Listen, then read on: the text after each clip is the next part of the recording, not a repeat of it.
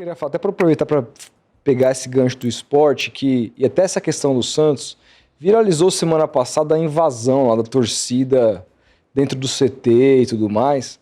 E aí depois, mais tarde, saíram alguns vídeos e teve um trecho que me chamou bastante atenção, que foi um membro ali da torcida organizada falando pros jogadores assim, falando, pô, isso aqui vocês têm que entender o quanto isso aqui mexe com a gente, eu não consigo dar o suporte pra minha família que eu preciso com o time mal desse jeito, não consigo trabalhar direito, isso aqui mexe com a gente. Consigo comer. E aí, assim, me deu a vontade de conversar contigo sobre fanatismo, assim. Isso. Porque o clube de futebol, o Neymar, a Lady Gaga, que estava aqui no Brasil no final de semana, eu sempre fui muito avesso a um fanatismo cego por quem quer que seja, assim. Eu tenho grandes ídolos na minha vida e tudo mais, pessoas, inclusive, que eu não conheço, até tenho um pouco de medo de me aproximar, porque a gente acaba se decepcionando. Não conheça seus ídolos. Sim, então, não conviva. Não conviva. Melhor modo de perdê-lo como ídolo. Exatamente, pois é.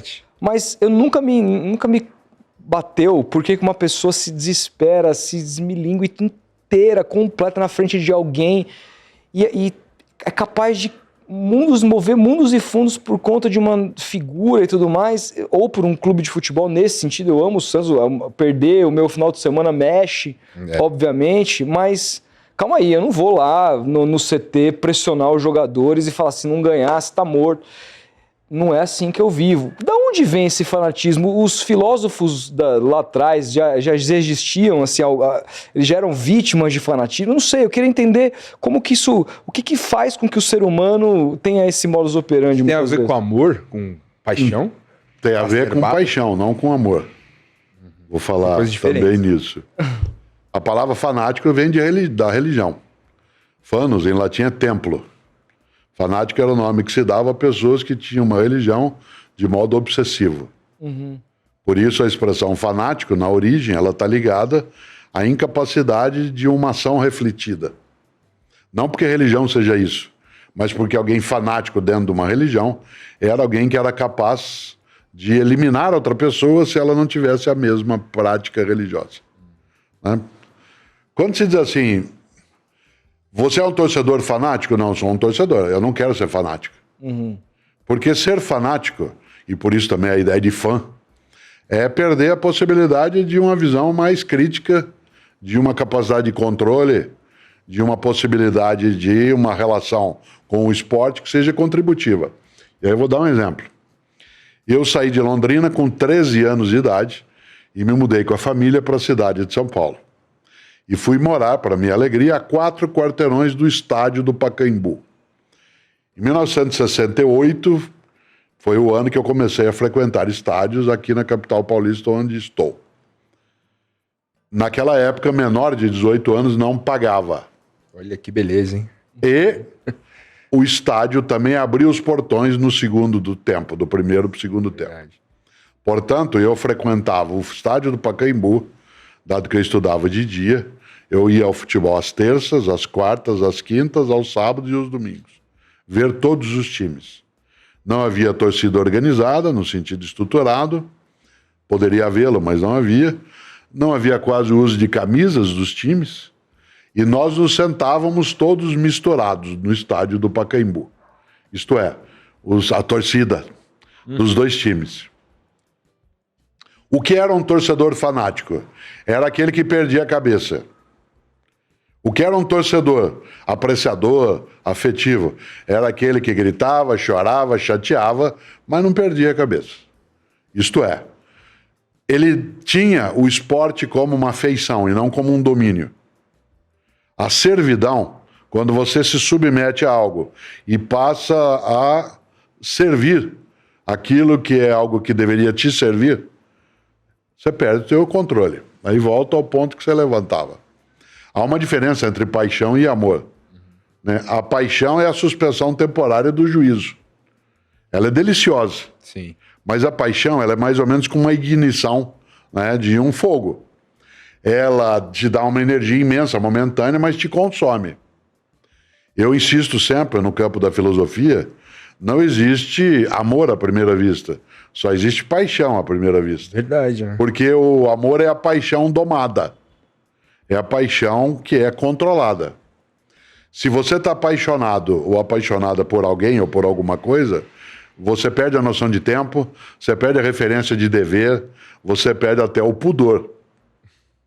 Uma das coisas mais deliciosas para mim na universidade, e eu fiquei 35 anos na PUC São Paulo, é que na Universidade de São Paulo, no campus das Perdizes, tem uma rampa que leva da Rua Monte Alegre até os prédios lá embaixo. Era quando eu saía da aula na hora do almoço, ou no fim da tarde, ou à noite, quando terminava a atividade, ia subindo aquilo e via casais apaixonados no caminho se beijando de um modo absolutamente magnífico, encantador, como se não houvesse nada em volta. Perde a noção de tempo, de lugar, de censura, de tudo. Aquilo é belíssimo. No entanto, se isso segue por mais de algum tempo, se segue por mais de uma semana, um mês, consome. Sem dúvida. É Esvai. angustiante, cara. É. Isso vale para a minha área. Quando me perguntam, o senhor é apaixonado pela filosofia? Eu digo, já fui. Hoje eu tenho amor pela filosofia. Quando eu era apaixonado pela filosofia, eu achava que só a filosofia valia. Quando eu passei a ter amor pela filosofia, isto é, a paixão foi domada, aí eu passei a usufruir mais da filosofia. Eu tenho um amor pelos santos, mas eu não tenho uma paixão. Se paixão tivesse, se eu fosse fanático, eu não conseguiria viver outras realidades e não conseguiria apreciar o futebol que não é o do Santos. E eu aprecio. Eu volto ao Pacaembu 1968, 1969, 1970, quando o Santos também tinha bons jogos, quando eu vi o Pelé jogar muitas vezes, quando eu vi o Palmeiras naquele momento ter um esquadrão clássico, né, uma academia com Dudu, né, com Ademir da Guia, né, com Leivinha, em que a gente era capaz, eu, torcedor do Santos, de bater palmas por uma bela jogada. Quando o Pelé, ao entrar em campo ou pegar na bola, a torcida toda do estádio, dos dois times, dizia assim, é ele, é ele, é ele. Não era um é ele para pega, esfola, tira, é ele como homenagem. Por isso, quando o torcedor, que você diz, naquela invasão do CT, diz eu perco meu dinheiro, perco minha família, ele perdeu o controle. Qualquer coisa fanática, ela é perigosa, porque ela é o modo de implantação mais veloz da incapacidade de aproveitar a situação. Na ideia do tomando uma das coisas que eu aprecio, por exemplo, é cachaça. Jamais o faço durante a semana, que é o momento que eu estou trabalhando. Jamais o faço fora da minha medida.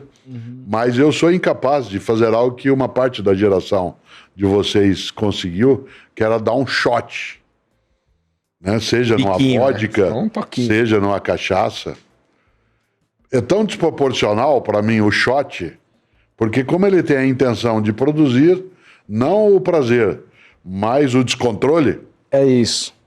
Né? É isso. É estranho. Eu quero fruir. E a fruição vem não da demora, mas vem do passo em que você está no controle daquilo. Então, por exemplo, quando eu estou bebericando uma taça de vinho, eventualmente, ou um copo de cachaça, eu faço saboreando. Esse saborear, se eu fosse apaixonado por cachaça, talvez eu não tivesse capacidade de apreciar. Se eu fosse apaixonado pelo Santos, talvez eu não conseguisse fruir aquilo que nele é a danação e aquilo que nele é a glória. Por isso, o fanático, aquele que é capaz de perder-se no que faz, ele precisa rever, né, o caminho que está seguindo, porque... O que você acha que produz o fanatismo? Assim? É assim, claro, a gente está falando aqui dos sintomas e né, como que é o comportamento e tal, mas eu fico vendo assim, é claro que isso existe no mundo inteiro, você vê os grandes astros norte-americanos e a onda de fanatismo que se tem em cima de... Mas, por exemplo, o esporte americano eles já lidam diferente com aquilo. Sim. Você vê torcedores espalhados, você vê os caras tristes e tal, mas você não vê briga nesse sentido. E o futebol, especificamente, essa coisa da violência, Muita gente diz que o esporte, o futebol foi moldado em cima de uma estrutura de guerra, né? Tanto que a Argentina se sente vingada da Inglaterra na Copa do Mundo depois da guerra lá das Malvinas. Então... Maradona vira ídolo ali, né? Vira ídolo ali, vira um deus para o país, uma coisa que é, né, fanática, teve até religião em torno, uma religião, a igreja maradoniana e tudo mais. O que você acha por que você acha que o futebol ele produz essa quantidade de fanatismo desvairada, que o cara, aquilo vira absolutamente a vida da pessoa? Em larga escala, vem do fato de algumas pessoas dizerem isto é a minha vida. Meu time é a minha vida. O futebol é a minha vida, eu vivo para isso. Quando você tem uma única razão para viver, e ela não depende de você, porque se eu sou um torcedor fanático, eu não estou jogando, eu não estou ali naquele movimento fazendo com que a vitória ou a derrota venha. Não tem controle nenhum. Isso. É mais ou menos como num avião. Quando eu estou viajando de avião e eu faço com quase frequência diária... que faço eu? Depende do cara da cabine lá, né? Não está na minha relação de controle direto. É lógico. Então, alguém que tem o fanatismo como sua referência, ele se perdeu. Há uma frase antiga na área da filosofia que diz: tome muito cuidado com uma pessoa de um livro só. Uma pessoa que tem um único livro, isto é, que acha que a única coisa que serve é o que está ali escrito, isso vale na política, na filosofia, na religião, na arte. Essa pessoa, ela é alguém que tem um caminho exclusivo. Vou usar um termo que é antigo. Quando, há algumas décadas, o trem era o transporte mais usual, o nome que se dá à distância entre os dois trilhos do trem, nome técnico, é bitola. Esse é o nome técnico entre os dois trilhos, de um trem, de um metrô. Que surge o termo bitolado. Isso. Uma pessoa bitolada é aquela que não sai daquele trilho naquela direção. Um trem é delicioso, eu adoro o trem, mas ele não tem autonomia, o trem. Ou ele vai para frente naquela direção, ou ele vai para trás naquela direção. Certo? Ora, um trenó é mais livre do que um trem. Sem dúvida. Nesse sentido, uma pessoa bitolada é aquela que não enxerga para além daquelas duas direções, adiante e atrás, né, num único caminho. E você acha que isso dialoga com a dificuldade brasileira de oferecer não só uma educação de mais qualidade, mas também oportunidades para as pessoas, de repente, se apaixonaram, não, amarem outras coisas? Nem sempre, porque se você pegar o mundo britânico, onde a brutalidade no esporte... É verdade, os hooligans surgem de lá. Uma sociedade altamente escolarizada. Desenvolvida. Onde os grandes ídolos são escolarizados. Mick Jagger, Keith Richards fizeram universidade de alto nível. Mick Jagger fez London School of Economics, que é a melhor escola do planeta nessa área. Portanto, não é um bando de guri, como a gente diz no Sul, que está solto por ali. Aquela sociedade altamente escolarizada, ela também, né, teve movimentos com os hooligans, né, como se lembrava, né, desse tipo de situação. Há dois movimentos que eu acho que geram essa possibilidade. Primeiro, uma certa leniência, isto é, uma certa forma relaxada de imaginar que os conflitos iniciais é só uma briguinha de futebol.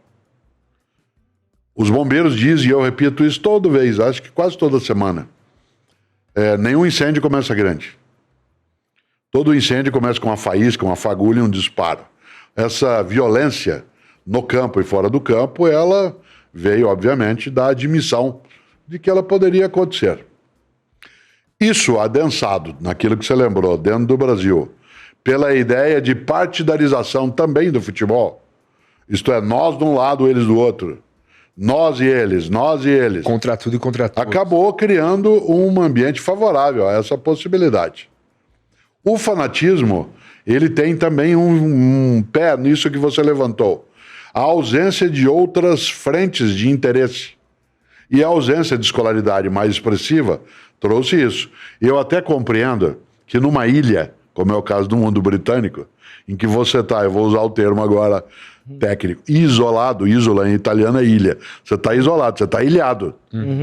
Portanto, essa convivência faz com que quem está desse lado pense de um modo, que está do outro pense.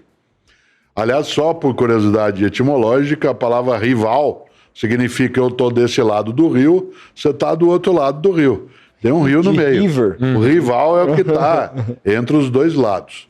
Quando o futebol passa a utilizar uma terminologia bélica, uma terminologia de combate, nossa esquadra, quando diz meu capitão, quando se diz tem que ser guerreiro, toda essa introdução da terminologia bélica na nossa convivência do futebol, ela marca uma escolha, em que você movimenta energias que nem sempre tem controle. A não admissão disso por parte dos times teria travado uma parte disso. Eu tenho poucas memórias da minha idade de 14 até minha idade de 30, de confrontos no futebol no estádio. Eu me lembro assistindo no antigo Pacaembu, no antigo Morumbi, no antigo Parque Antártica, ou no Parque São Jorge, onde eu também assisti alguns jogos em outros tempos, para pegar a cidade de São Paulo, ou na Rua Javari com o Juventus, ou na Portuguesa ali no Canindé, nos vários lugares onde eu vi partidas quando era menino. A briga era tão rara entre as torcidas que todo mundo apartava. Até hoje eu tenho no meu ouvido o som quando acontecia uma briga, porque a gente via o futebol mais sentado. Não havia geralzona como no Maracanã, em que aquilo até balançava. Quando começava uma briga, a torcida levantava e ficava assim, ô. E aí alguém ia, cercava e impedia. Naquele momento, não havia uma afirmação tão bélica. Não era uma questão de vida ou morte. Quando você transforma algo em algo que é vida ou morte, a morte entra em campo. Não é só a vida que entra. Alguns esportes eu não aprecio. Por exemplo, quando se fala, eu não aprecio o boxe. Embora eu tenha admiração e tenha convivido em alguns momentos de conversa com o Éder Joffre, porque ele era vereador e eu estava na política como secretário de Educação na capital paulista, ainda assim, tem esportes que tenham brutalidade, eu não aprecio. Eu gosto muito da beleza do esporte que não tem um contato direto.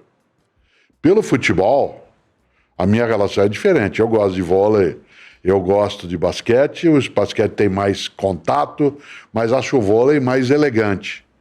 Quando eu estou vendo uma partida de futebol, ela se assemelha um pouco a ver uma corrida de Fórmula 1. A gente não vê uma corrida de Fórmula 1 para ela ser monótona. E ela é monótona quando tudo dá certo. Certo? Quando aquilo, você tem algumas pessoas girando a mais 350 km por hora, numa coisa que é um tanque de gasolina com roda, E aí dá tudo certinho, ninguém bate em ninguém. Não teve graça nenhuma. Ninguém fica para trás e fala, não vejo mais isso. Teve um imponderável. Certo? Que é o fascinante do futebol. O que eu, Cortella, procura no futebol? Um pouco da emoção do combate. Quando menino em Londrina, a nossa forma de brincar, eu não fui muito fã de brincar de mocinho e bandido com faroeste, que eu nunca gostei muito da arma de fogo. Mas eu brincava, e eu tinha, meus amigos tinham, quando eu tinha 10, 12 anos, coisas que vocês nem imaginam, que eram elmos de plástico, escudo e espada do mundo romano, das legiões de Roma. E aí, a nossa brincadeira era fazer o combate. Nós combatíamos ali e combatíamos no campo de terra. Essa possibilidade de uma certa brutalidade, ela tem o seu encanto em uma fase da vida, em que você quer sobrepujar outra pessoa. Mas há um momento em que, quando isso se transforma, e agora eu volto para fechar, da ideia de vida ou morte, não tem isso. Elis Regina cantou com tanta alegria, vivendo e aprendendo a jogar. Às vezes se ganha, às vezes se perde, mas aprendendo a jogar. Será que eu me entristeci quando o Santos saiu da Série A? Será que eu me entristeço quando ele patina numa condição que é inadequada, é indevida, e eu vou dizer, não é necessária? Sim, mas não é uma questão de vida ou morte. Se você é alguém que torce para os times que estão em primeiro lugar no Brasileirão, eu sou casado com a palmeirense. Quando ela vem e brinca comigo, O máximo que sobra para mim é buscar uma brincadeira antiga, dizer, vocês não têm mundial, Lá vem. certo? Ela disse, isso é discutível, mas eu não quero fazer mal a ela ou a outra pessoa por causa disso. É do jogo. Não vale. O futebol, ele não é ele é a parte da minha vida, ele não é a minha vida. Né? E nesse sentido, a ausência, a rarefação de escolaridade, de oportunidade, muitas pessoas só têm o futebol como modo de lazer. E nisso ele se aproxima um pouco do que é o baile funk em áreas da periferia geográfica e social. Ele se aproxima daquilo, né, que é a corrida na rua, o racha. Isto é, a dificuldade da pessoa encontrar outros modos de fazer. Então, de novo, sim, eu tenho um amor pelo Santos. Já fui apaixonado quando eu tinha 7 anos de idade, 8. Mas eu tinha 7 e 8. Né? Portanto, cabia isso Cabia. naquele momento.